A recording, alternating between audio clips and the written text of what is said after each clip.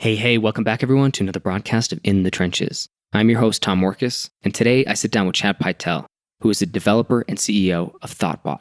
thoughtbot is a product design and development consultancy with 6 studios across the US and UK. And for over 15 years, thoughtbot has produced top quality web and mobile apps with hundreds of clients, from one-person startups to Fortune 500 enterprises, universities, and nonprofits.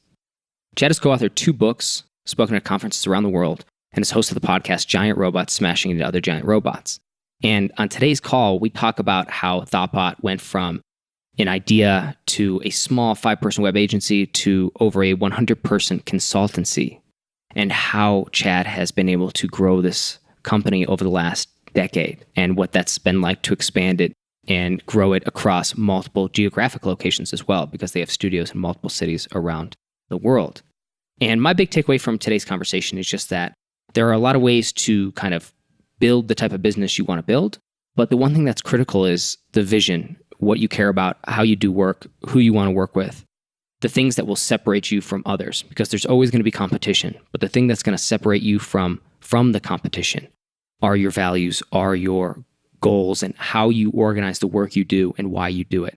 And that's the thing that really stood out to me when Chad was talking about how he grew thoughtbot. It was this idea of how, by being kind of relentlessly focused on how they build the product and the types of people they want to work with, they've been able to grow so kind of naturally and organically to what is no small company with over 100 W-2 employees, which is a serious, significant undertaking. So we do dabble and talk about things like that, like why go W-2 route, what it's like to build an agency like this, what the experience was like to establish and set up physical locations in cities around the world, and the pros and cons of all those things. But again, my big takeaway is kind of the mental and mission piece, the value-based piece, because that is the thing that seemed to really change everything for Chad and for thoughtbot and allowed them to really grow beyond just this small little kind of like freelancer or mini agency, micro agency that they were when they first got started. All right, so I'm going to leave it at that. I really think you're going to enjoy today's episode. And if you do, please do me a favor, share it and leave a review on iTunes. Just go to tommorkis.com/iTunes and leave a rating and review to help spread the word about this podcast. Okay, without further ado, let's get to today's conversation. So Chad, the place I want to start is to hear a little bit about how you actually founded thoughtbot. I think previously a developer before that, how did you get into actually founding your own company, and what was that transition like? Well, I had been freelancing since 1995 doing web design and development. And that was a really exciting time to be involved in the web. I got a lot of opportunity to, at the time, most businesses were creating their first website and moving online for the first time. So it was really exciting, and decided to go to school for computer science. And that would have been basically at the height of the .com bubble. And so I went into school for computer science thinking I was going to get out and have a lot of opportunity in front of me. But while I was in school, the .com bubble burst, and then we had September 11th attacks. And so graduated in 2002, and the economy and job prospects were very different than they were when I went in. And so I fell back on the freelancing that I had done before. And one of my clients said, I know this guy who's getting started with something new. He's a little out there, but go talk to him and see whether it works. So I went and talked with him, and it seemed really exciting. Again, this was pretty early on the web, and he wanted to create some web-based medical billing software. And a lot of my friends were in the same boat in terms of finding work. And so they were looking for jobs too. So me and a few of the people that I had done computer projects with in school and had done improv and sketch comedy with, we all got hired together at this new company. But when we joined, things weren't what they seemed to be. The company didn't have the funding that the founder said that it did. And it was a pretty bad environment. So things fell apart there pretty quickly. But what we discovered was we really like working together, and that we have the ability to execute really well as a team. And so it was out of the ashes of that bad experience that once again, I fell back on that freelancing design and development that I'd done and said, I think we can keep on working together. I can make some phone calls and just past and clients and people that I know, and we'll see if we can get some work. Everybody cool with that? And that's how we got started. That's how thoughtbot got started. And so at the time, you guys were basically just doing, I don't know if the word's straightforward web design, but basically doing web design, web development for clients. Yeah, but what happened when I made those first phone calls was, I'd call someone who I'd previously designed and built their website for, and they'd be like, well, our website's fine, but we're having this problem with a computer, or we need to get a new computer, or we need our network upgraded. You're a computer guy. Will you do that?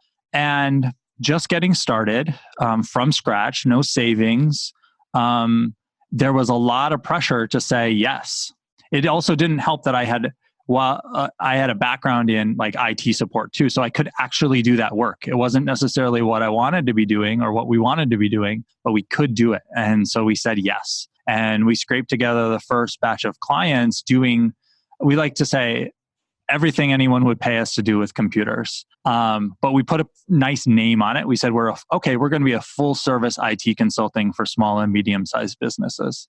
But the problem was that because we were everything to everybody, we weren't really anything. And we spent the first 2 years not being very successful at all because we didn't really have a vision or a focus. And as a result, after 2 years, 3 of the original founders of thoughtbot decided, you know what, we're just going to go get normal jobs now. And that was the first important turning point for the company when thoughtbot really became thoughtbot.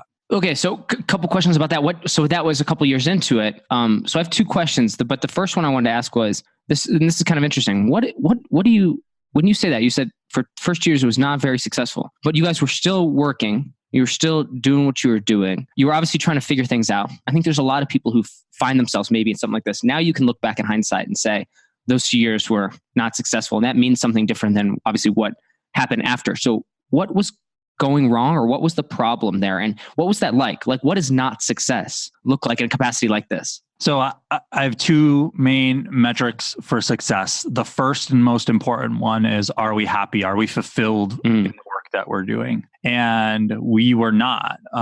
We weren't really doing the work that we wanted to be doing because we were doing all of those different like computer ob jobs. We wanted to design and build products that people love to use. And we were selling computers and setting up networks and doing website redesigns and that kind of thing. And not only that, but we were working crazy long hours trying to make the business work, doing things that we didn't actually love to do. So that's the first most important metric for success. Financially, we also weren't successful. So I think our first year, I think I made $24,000 that year. And that just wouldn't have worked if we weren't a bunch of guys with no debt right out of college, except for our student debt. Like that just wasn't a sustainable wage. And so by both of those metrics, that's what I mean by we weren't successful. Got it. No, I want to ask because I think a lot of people find themselves in that position, but they're grinding it out. It's like, well, where do I go from here? So you guys, it sounds like you were kind of forced into a pivot, or if not a pivot, you were forced into, at some point, something happened where everybody was like, the juice isn't worth the squeeze for us. So we're just going to go get stable jobs, but you kept going. So tell me a little bit about that transition. When they showed me that we could just stop, that we weren't very successful. We weren't working the way that we wanted, doing the things that we wanted to do.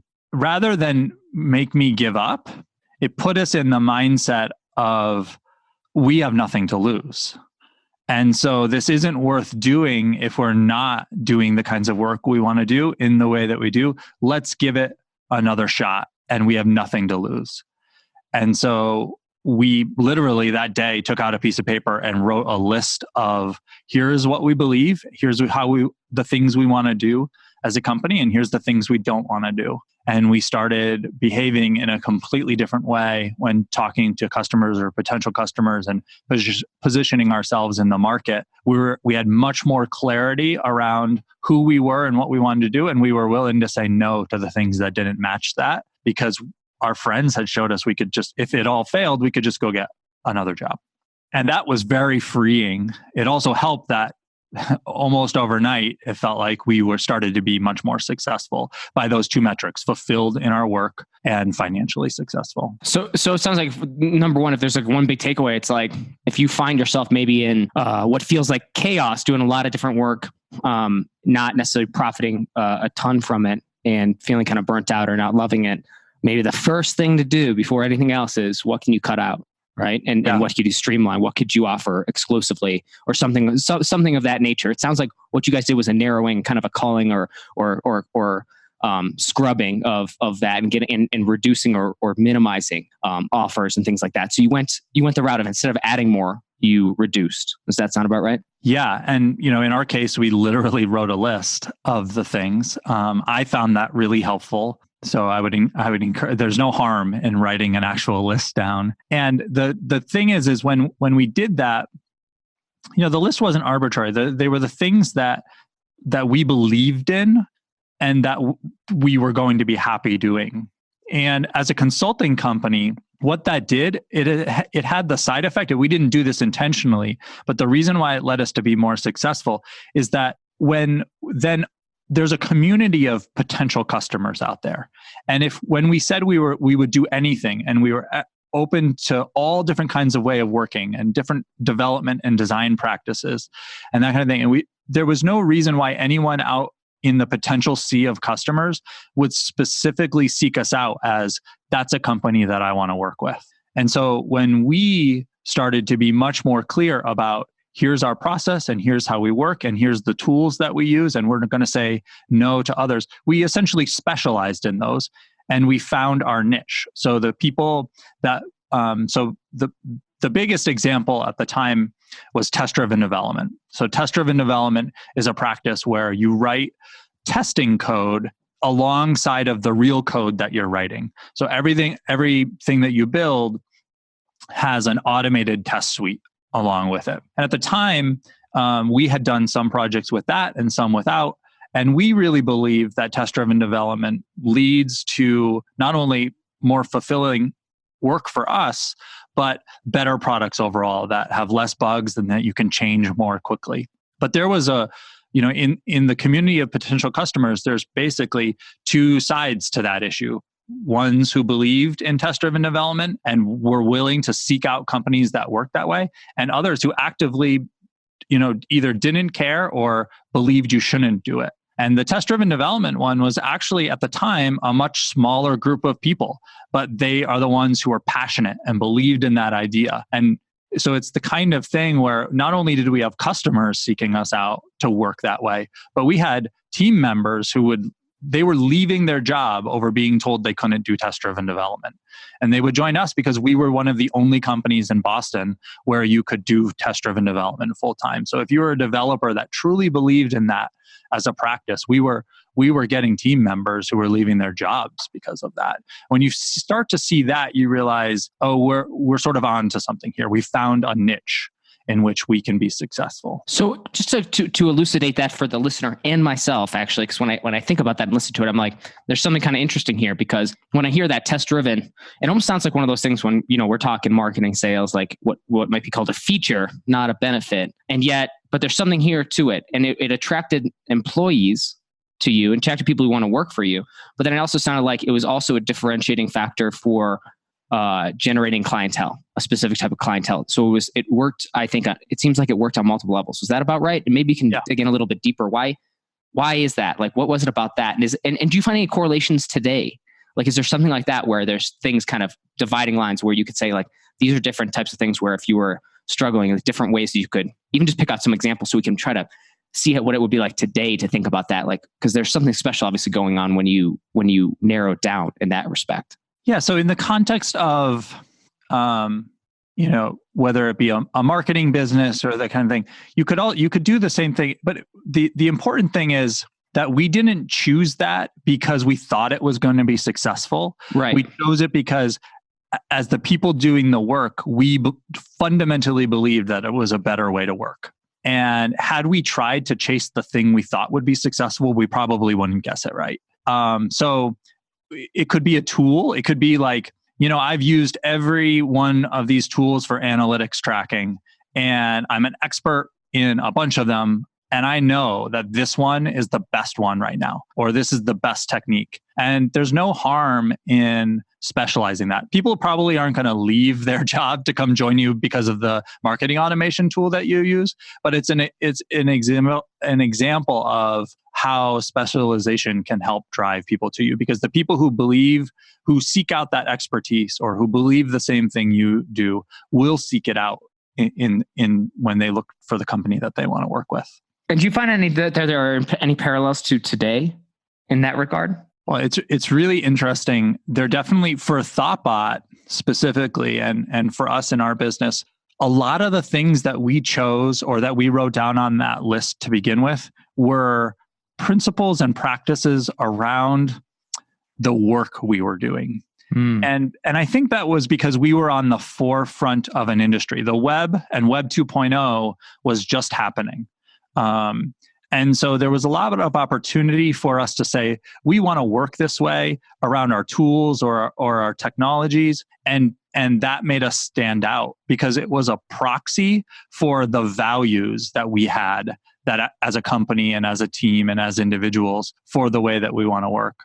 So what happened was when we said we want to use Ruby on Rails, or we're going to do test-driven development, those were proxies for values that we had about the way products should be built and the way and the kinds of tools we would use. So the phenomenon that's happened over the last 16, so this was 13 years ago. So over the last 13 years since making that decision, we've won a lot of those things. A lot of the practices and tools and techniques that we said, hey, we're doing this, and it's fairly niche, have won. They've become mainstream. They've become standard. And they're no longer the things that make us stand out. Now, for thoughtbot, the things that make us unique and stand out now are actually a lot more of those values-driven things, where we can say, and there are things that like building an equitable workplace that is inclusive and has a diverse team. Those kinds of things are the things that are creating niches today, that are creating values-based differentiation in the marketplace around, I want to work with this kind of company as a client, and versus I don't want to work with this company, or I want to be a part of this company as a team member versus I don't want to be. So we evolved there over time, and I think we're in the right place at the right time in terms of those values-driven decisions that are being made today in the buying marketplace. And just saying we want to work on products that improve the world, that deserve to exist, is a differentiating factor. We're not going to work with everybody to do anything. We're going to do things that make sense. And you went from kind of, again, these very humble origins, and now you have over 100-person consultancy, right? That's what thoughtbot is right now. So we're a little over 100 people. We're in 6 cities. So we primarily work locally with our customers in those cities that we're in, because we like to work face-to-face with people and like to have relationships directly with our customers. And so we're in Boston, New York City, London, Raleigh, Austin, Texas, and San Francisco. What was the point for you guys to expand out and establish kind of geographical locations in specific cities? For up until 2012, we were just 20 people in Boston. And we really felt like we didn't know how to be the kind of company that we wanted to be, doing the kinds of things we wanted to do in the way that we wanted to do them. So for example, we don't have really people who are salespeople. We have designers and developers talking directly to customers, because we don't really want anyone in between us and our customers, making promises that can't be delivered, all those kind of things. We want agency over our own work. And so we didn't know how to be bigger than 20 people and not and make more sales than could support those 20 people. And just the dynamics around group size and team size and what makes us fulfilled in our work. Around 20, 25 people, things really start to change. And so we avoided growing beyond that for a long, long time. It was the thing that triggered the change, there's two things. We were coming up on 10 years of being in business. And so for me personally, as a founder, that was a very big psychological milestone. And I started thinking about, okay, I don't have a plan B. This has been 10 years. Is what I'm talking about here that I'm going to do this forever, or another 10 years? And if that's the case, am I happy with the impact that we've had on the world and on the people who believe what we believe? And I started to be honest with myself and say, yeah, I'm not happy. That if I look at the impact we've had, the products we've built, they're all great. But what motivates me is that I believe that there's a better way to work, and I want to share it with as many people as possible. And by staying small, by minimizing our size intentionally, I was holding us back from really fulfilling that mission. And do you find that there's a benefit even today in a very what would we say virtual kind of work environment, being able to kind of like the proliferation of just like work from anywhere kind of businesses and companies being able to work with other companies around the world? Like, is there still value to being physically based in a bunch of cities around the world? Is that a value to you guys and how you work? So it is a value that the way that we work is we are very quick. So the majority of projects that we work on, products that we build, work with customers to build, is go from concept to launch with a team of 3 people. Everything we do launches within 12 weeks to somebody. And so to be able to execute at that speed, it's really beneficial to be in the same room together. Now, that's not to say we couldn't do it remotely, but when someone is in New York City, for example, and has this exciting new idea and has the funding to be able to execute on it, meeting them where they are, having those personal connections, moving very quickly allows us to be just more fulfilled, everyone, including the client, to be more fulfilled in the collaboration that's happening. And so for us, it's worth it. But I've said before on different shows and different conversations that if I were building a different kind of company in a different kind of way, I would probably do a remote team today. If I was building a more product-focused company or a SaaS business or whatever, I would probably do a remote distributed team. I think what we've tried to do with thoughtbot is a compromise solution that where we have the studios set up and we're doing some cross studio work, but that we can bring thoughtbot to more people all over the world, but that on the work we're doing on a day-to-day basis, you're not waiting across time zones for people. You're able to collaborate in a really high bandwidth way, but we're all part of something bigger and we're having a bigger impact on the world by working with clients all over. And it's not perfect by any stretch of the imagination, but we're striking that balance pretty well now, I think. Yeah, no, I see the huge benefit, and I see the drawback on virtually distributed teams, but I see the pros and cons on both, And so I think it is just one of those things where you got to do what makes the most sense. But I think there is still a ton of value of being able to work at a team in the same time zone, at least if what you're trying to do is like speed of implementation, if it's an industry like that. So that still makes a lot of sense to me. With what you guys are doing and growing, like how is that then, like in terms of like managing something? I mean, I don't know if you manage it anymore, but that's, hundreds of people who work for you. I don't know if they're employees of W2, how you guys work that, but that's a lot of people. I know you work on a lot of projects at one time. How do you actually manage that whole operation? Like what are the key pieces to it to make sure it runs without all come crashing down, right? Well, everyone is a W2 employee. Okay. And the reason why we do that is because we have a really strong value system and a process. And so from the beginning, I've always felt like in order to really get people on board and living that value system, not only doing that process, but then participating and making it even better, I felt like we were asking for a commitment and we needed to be willing to make a commitment. And building a team of loose independent contractors that all weren't technically part of the same team wasn't going to cut it. And so we've done that since the beginning. Has that, by doing that, there's obviously a level of risk involved in doing something like that, in like consistent overhead and expenses. But in terms of like broad scope, do you find there's greater value in that beyond just like the team, the benefits of the team component, but even from a monetary or a financial standpoint of having people W-2'd, because contractors I know can become very expensive and can be more difficult to manage. Like, do you find that there's actually like a financial benefit even to the fact that you have W-2s for all your employees?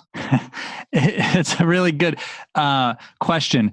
I know of some firms that are, comparable to us in terms of rates and what they do. And what they do is they maintain about a 50-50 ratio where they have a core staff, about 50% of their staff is W-2. And then the rest is flex independent contractors. And they are probably more profitable than we are. And so honestly, it's a trade-off that we're willing to make because I want to build a different kind of team and a different kind of company. I want a brand that stands for something, that when people choose to work with thoughtbot, they understand what they're getting and not some, transient group of people that's flexing up and down to meet the current needs. And so it's just a philosophy. And I honestly think it probably doesn't work as well for us financially. But that's a trade-off that we've been willing to make historically. Oh, it's good to know. I mean, I kind of like hearing that. It doesn't always have to be sunshine. Sometimes you got to make trade-offs, and that's the thing you guys have chosen to do. And good on you for planting that flag the way you guys want to plant it. Yeah. And I think that's great. So you were asking about management. I could probably, So part of the way that we manage things is very much around that studio structure of having the 6 studios. So each studio has a team of at least 3 people that is the leadership team of the studio, a design director that leads the design team, a development director that leads the development team, and a managing director who manages the business of the studio. So the P&L of that studio and is the primary salesperson for that studio. And together they come to lead the studio. Now, we actually didn't start off doing the studios that way, and it was a big mistake. Because there's sort of this, and what led us astray was there's sort of this myth of me being the one who did everything at thoughtbot. And so when we talked about how thoughtbot was organized when we were only one studio, if you ask someone, they would say like, well, Chad leads the company and leads the studio and does the sales, and he leads the design team and the development team. And the reality was that I was always supported by a team of people who had shared responsibility and were the leadership team. But because of that sort of myth around how the company was managed and organized, we were led astray when we started to open new studios, because we said, you, this one person, you're starting the studio, you're in charge of everything, you're responsible for everything. And it's too much for one person to do, particularly because most of us are designers and developers. So we don't necessarily have all of the skill set of managing an entire business on our own. And also we still want to be designers and developers. And so by forming a team around those individual responsibilities, we can do those individual responsibilities while still doing design and development. And so that works really well for us. And it's the structure. And then so each of those teams, like I manage the managing directors. And so we get together on a weekly basis remotely, once at the beginning of the week, again at the end of the week, to touch base, to go over the numbers and how things are shaping up in terms of sales, and then to retrospect at the end of the week and work on our process and organization. And where does it go for you in terms of like now moving forward? Like you're pretty significant size. Like, is it something where it just like kind of continue to grow, continue to expand? Like where's your head at with all of this and kind of moving forward? Right now, I'm really enjoying the day-to-day work of meeting new customers, talking to them about what we're going to achieve together and helping them execute on that, and working with the thoughtbot team, the managing director in each studio, and then the other directors as well, on like growing all of that across the 6 studios. And we have a lot of growth ahead of us just in the 6 studios. So, San Francisco is only 12 people. We're 100 people across the company, but each individual studio, Raleigh is 11 people. Austin is 11 people, and Raleigh is, I think, 6 right now. And so just within those markets, we can double or triple the size of the team. And so I'm really excited by that. And we have a lot of headroom to go just where we are. And then from there, it's not necessarily part of the plan, but you could easily see how we could continue to open other studios and bring thoughtbot to more places all over the world. And so I've got a lot of runway and a lot of headroom just on that. Yeah, that's awesome. Well, this has been really fascinating, Chad. I really appreciate you taking the time to kind of share what you guys are doing at thoughtbot. If people are interested in learning more about you and what you guys are doing, maybe to connect with you or work with you, where should they go? So you can find me on Twitter at cpytel, CPYTEL. You can find thoughtbot on Twitter at thoughtbot, THOUGHTBOT. And that's on the web at thoughtbot.com as well. Awesome. Well, Chad, thank you so much for being on In the Trenches. It was a real pleasure to have you. Thanks so much. Thanks for having me. It was great. Are you trying to grow your online business, but struggling to get new customers consistently and predictably? Are you tired of working nonstop only to see your income plateau? Are you ready to step off the hustle hamster wheel, as I call it, and step onto a path of predictable profit that you can scale as much or as little as you want? Don't worry, you're not alone. I've been there. When I first got started, I didn't have a clue what I was doing. So I started reading blogs and listening to podcasts by people I respected and wanted to learn from. I slowly but surely put their recommendations into practice. But because I wanted to do it all myself, maybe you're something like that, right? You love to do it by yourself, learn through trial and error. Well, bottom line is it took forever. Results were unpredictable when I was first getting started. I wasn't sure where to spend my time, money, and energy. And shiny penny syndrome got the best of me on more than one occasion. For many entrepreneurs, the amount I sacrificed, working literally nonstop in some cases in my spare time, and 12 and 14-hour days routinely after going full-time, combined with the endless fog of war, aka that uncertainty that I had to deal with at all times because I was going it alone, I think that would have been enough for most entrepreneurs to throw in the towel. But I was persistent, focused, and I stayed humble. Day after day, I worked to grow the traffic to my website, increase my list of subscribers, and generate a healthy living for my ebooks, e-courses, and other digital products. At least that was the goal. But maybe more important than the work was that I paid attention to what I was doing, including what worked and what didn't. Eventually, I discovered a predictable pattern of growth. And so what I did was I just doubled down on those things, and I scrapped or sidelined the other things that weren't working so well. Finally, 2 years after resigning my commission as a captain in the Army and going full-time on my online business front with my blog, with my podcast, etc., I replaced my income with digital product income. 2 years. And so if that's where it stopped, I would have been happy with it. I would have been happy with the results. I wouldn't have complained. I would have been very content just replacing my income. But the bottom line is it was so much work. I wanted to, see if it could go somewhere else, right? So I just kept doing what I was doing, but better, faster, and more effectively. Again, just kind of applying the same system that I discovered from seeing these patterns emerge, right? So I implemented it, I kept doing it. And eventually replacing my income turned into doubling my income. And then that turned into a little bit more and a little bit more. But not just that, it afforded me the freedom to dictate my day and also choose the projects I want to work on the schedule and on the timeline I want, and to work with the people I want to work with. And to me, that's like a whole new level of freedom, especially coming from the military. It's something I've never really had that level of complete autonomy until I became my own boss. I started my own business, and until it became profitable enough for me to start to take a step back and actually reap the rewards of it. Because it's not all just working. And I do believe it's hard work. And I'll always say that. Nothing about doing this stuff is easy. But at the same time, you've got to reap the rewards at some point and take some of that profit, even if you're just reinvesting it into new assets and things like that. Bottom line is, it can't just be work, right? Entrepreneurship and business is about that result that occurs, the value you've created and the profit, that piece of value that you've captured, okay? And you want to be able to reap the rewards of that profit, of that value, that little sliver of value that you get to capture, that you get to net, right? You want to be able to take advantage of that. Otherwise, the entrepreneurship game really does become just a grind. And for, I think a lot of entrepreneurs, unfortunately, it becomes meaningless, and that's when they quit. Well, for me, I love this stuff. I really, truly do. I mean, it is my thing. And so that's why I didn't just stop where I was at. I've stayed committed to learning everything I can about all aspects of this online business world and this online marketing world. And I do this through real world application.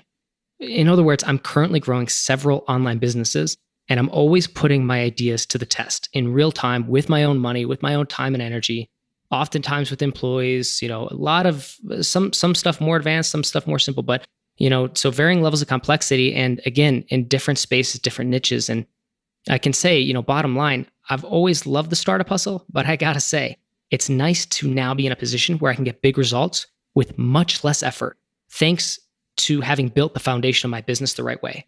And again, I did it all through trial and error, but I don't think that that's the way that everyone needs to do it. And in fact, looking back on it, if I had to redo it, I don't know if I would. It was so difficult to just go it alone and try to figure everything out by myself.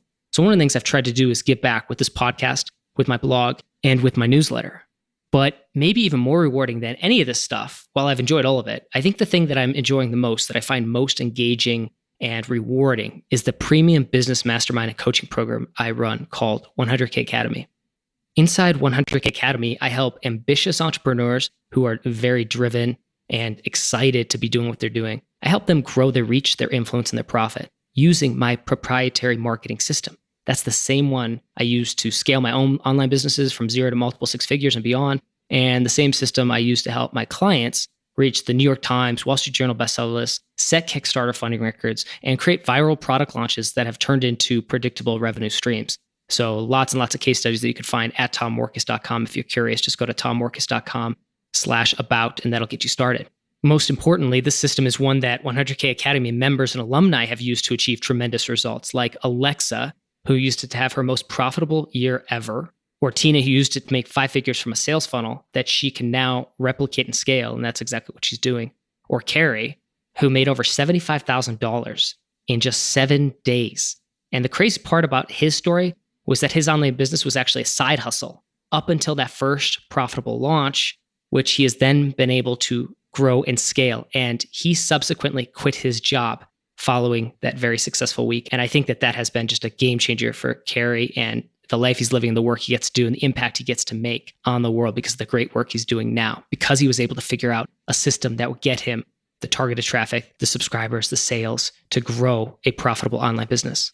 Bottom line, if you want to grow your online business from 6 to 7 figures, but you flatlined or you're struggling, or you just want to be told what to do and when to do it and in what order, right? And you want a system that is predictable and scalable and isn't just, another shiny penny, but actually will fit right into your business. It plugs in and is something that you can truly grow. I want you to go to tommorkes.com/academy.